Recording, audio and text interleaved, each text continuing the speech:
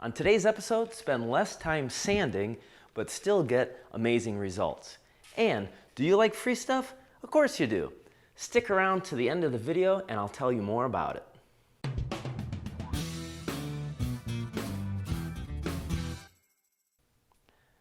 Before we get into today's video, I want to tell you about a product that I've been using for 2 years, and that's the Extreme Protection Polyurethane by Crystalac. Now, if you've never heard of Crystalac, I would encourage you to visit their website and check out all the different stains and finishes, paints that they offer. Now, before we can get into putting on any kind of top coat, well, we first have to get our project smooth. And so, that's where today's lesson comes in. The first thing I do is I use my electric surface planer. Now, this is a great tool to have in your shop, and it really does a nice and fast job at getting your boards flat. But they're not necessarily smooth. And there's a couple reasons why. For starter, the surface planer, as the blade goes around and rotates, it takes out scoops of the wood. Here you can see some of the shavings that I've saved from it, and they actually look cylindrical in shape. So going across this board, although it doesn't feel too bad, if I was to just try and rush and skip making this smoother and go right to staining, well, it would really show up. And here's why. Because on the low part of where the scoop is, the stain will sit in there and it will be darker opposed to the high points of it. And it'll leave like a tigered striping effect across the board. It won't look good. So that's one of the things left behind from the surface planer. The other thing is, if I pull my fingers across the grain, I can feel scratches and grooves in it. And that's probably because the blade on the surface planer got a nick or a chip somewhere from some dust or sand, dirt, and it's left these long scratches going across the board. The last thing that I can not only feel but actually visibly see is what they call planar snipe. Now, we'll talk about planar snipe in a separate video and what it is and how to eliminate it, but right now I just have a problem. I want to get that out. So one of the first things I like to do to actually see how bad the board is, I'll take a shop light and I'll hold it down at a low angle, the light's going across the board. And what that does is it's also creating shadows into where all the grooves and nicks are. And you can see, especially right here, I actually have a pretty decent chip in there. And I can go across this, and with a pencil, if I wanted to, I could make my marks where the board looks the worst. As you can see, using a shop light really helps show all the defects on your board. Now, how do we get those out? Well, most people will reach for their orbital palm sander and go to town. They'll start with a really coarse grit like 60 or maybe even 36, and they'll work their way all the way through the series up to like 400. But myself, well, I hate sanding, and so I eliminated it down to just 3 grits. I'll use an 80, a 100, and a 150, and that's where I stop. Now, I'll explain why I use those 3 later, but let me tell you where I get going. So, to get this board and those deep scratches out, if I started with just an 80, it would work, but I might be sanding a long time. And not only do I hate the sound of a sander, I hate the sawdust. So what I'm going to use to start off with is a hand plane. The hand plane that I'll be using is the Wood River number 4.5 smoothing plane. Now, a couple of real basic tips you want to use with your hand plane is, first of all, you want to make sure that the blade is sharp. And if you didn't see my video on how to get razor sharp tools for beginners, there's a link in the description below. The other thing too that's very important is pay attention to the grain direction on your board. I want to be going with the grain. So in this case, simply look at the edge of the board and the grain should be going up in the direction that I'm pushing the hand plane. If the grain was going down, then what happens is the blade actually gets under those fibers of the board and will rip them out, where you get ugly gouges called tear out. All right, and again, with the hand plane set real fine, I'm just going to make some passes across it, and to help make the hand plane go, I can also turn it slightly on the side, what we call skewing it.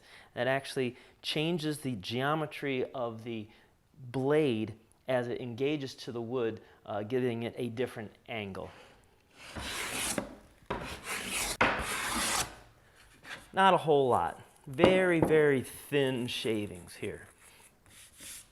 Now I can already tell by feeling it that it's much smoother. But I'm going to go back now with my light and check it again. All right, now I see some little gouges. Little nicks. Here's that one I found before. And still some lines. Now these lines could either be from the surface planer, or it could actually be from the corners of the plane.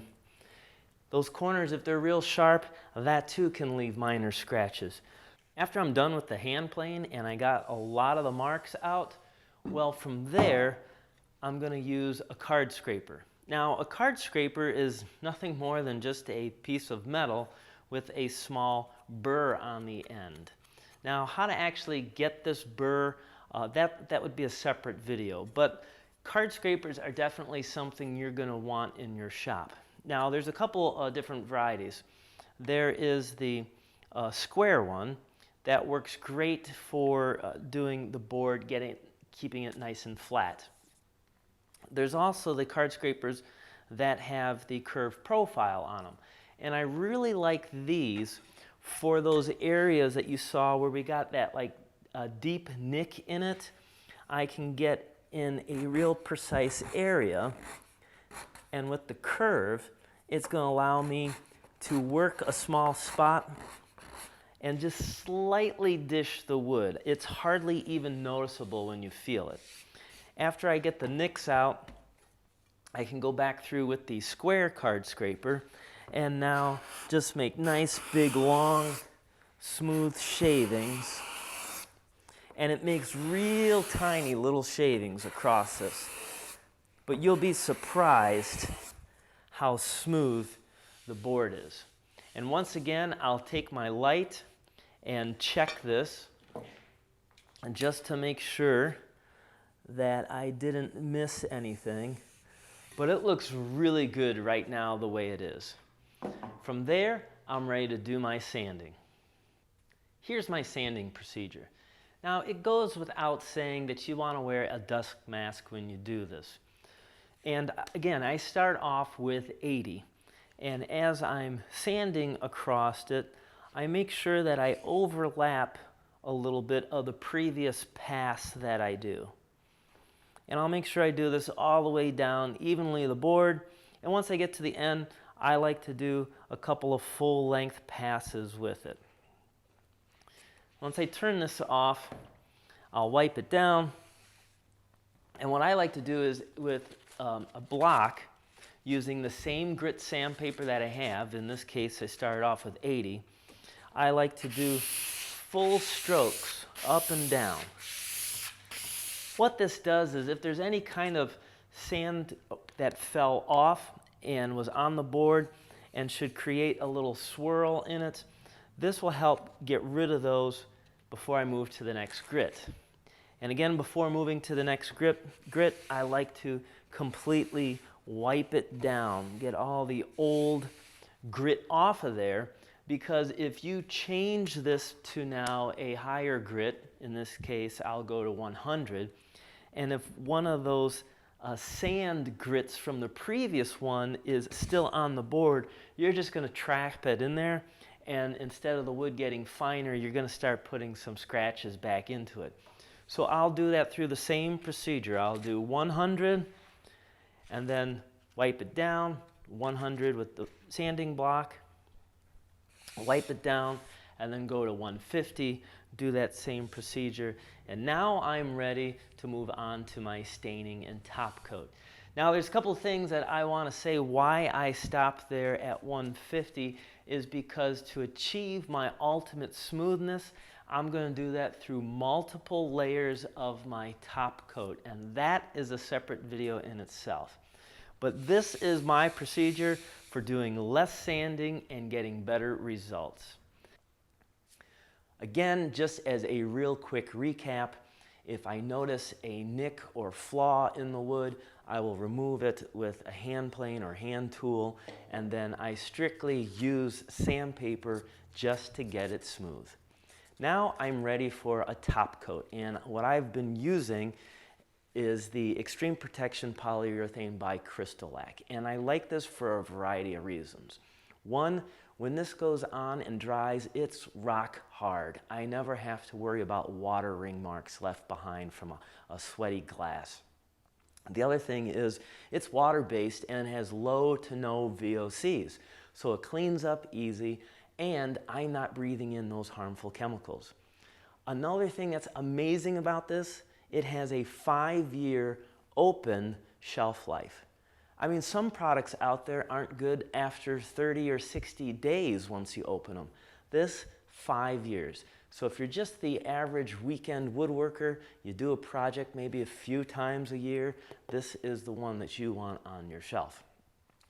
So again, I told you at the beginning there was some free stuff. Well, here's what we're going to do for you. I've been talking with Crystalac, and next month we're going to try and put together a contest where you can enter to win a $100 gift card towards any Crystalac products. So again, get on their website, check them out. If it's a stain you want to try, their grain filler is great, sanding sealer. If there's a product on there that you're unfamiliar with and want to sample it, well, this is a great way to get $100 to do that. Some other free woodworking things for you is our monthly newsletter. We have contributors such as Gerald Vance from the Appalachian Woodshop TV show. We have Mitch Peacock, my mentor and good friend Dennis Laney, Zach Dillinger, and more. All of them have articles or videos on a variety of subjects that help make you a better woodworker. And even in our newsletter, we have David Shepard, who's over there at Crystalac, and he has a segment called The Finish Line, where he helps you on all your finishing techniques and problems you might run into. Whether you're working with shellac or varnish, oil, whatever you're dealing with, he has articles and videos on there that help get you superior finishes for your project. And I also offer plans in the newsletter. And coming out in the next newsletter will be the plans for this jewelry box that I've done on a previous show. And what's unique about this jewelry box is, well, the lid doesn't open. It actually splits in the middle, and you have access to the drawers. The drawers you open by pushing through the hole on the side, which allows the drawers to come out. A very unique kind of jewelry box, and plans for this will be available in the newsletter. And if you should happen to miss that newsletter, because once it goes out, it's gone for good, you can always visit the website and check out the plans there. And are you on Facebook? Well, then you gotta check out our group page called What Are You Doing? This is a place where you can post your projects that you're starting, in the middle of, or actually completed. It's also a great place to talk to other woodworkers to get tips and advice. Of course, if you have any woodworking questions of your own, say a project you're doing and you get stumped, well, feel free to email me at woodshoppingtime@gmail.com, because after all, my whole goal is to make you a better woodworker. Until next time, thanks so much for watching, and keep on dancing.